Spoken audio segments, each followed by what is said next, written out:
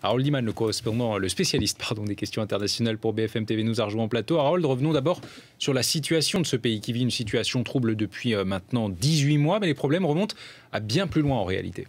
Il faut remonter à la chute de Kadhafi pour comprendre pourquoi le Mali est en si mauvaise passe. Parce que fin 2011, Kadhafi venait de tomber et son arsenal gigantesque est allé se disperser dans tout le Sahel. Et aussi, ces troupes touaregs sont rentrées chez eux sans avoir pris part au massacre, je dis en passant, et ils ont alimenté une rébellion touareg endémique dans cette région du Mali. Et cette rébellion a donc repris du poil de la bête.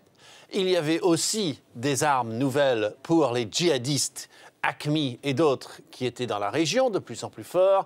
Et à l'inverse, les États qui dépendaient des fonds, des cadeaux budgétaires de Kadhafi, se sont trouvés privés de cette manne.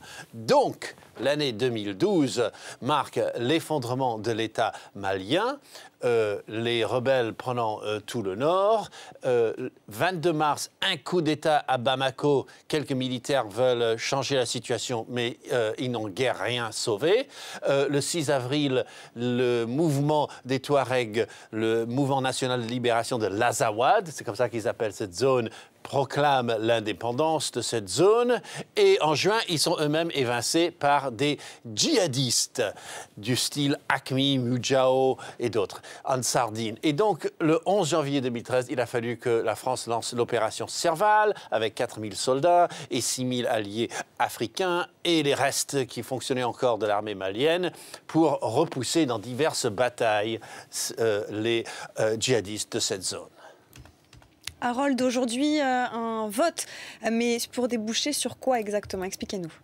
Alors, il y a deux choix aujourd'hui, en gros. Vous votez pour un sur 27 candidats, quand même.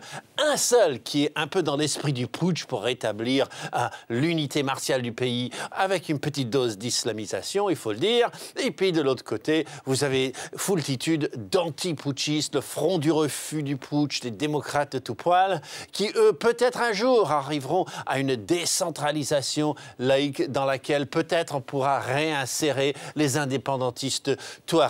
Voilà, grosso modo, le choix d'aujourd'hui. Merci Harold pour ces précisions et pour ces cartes.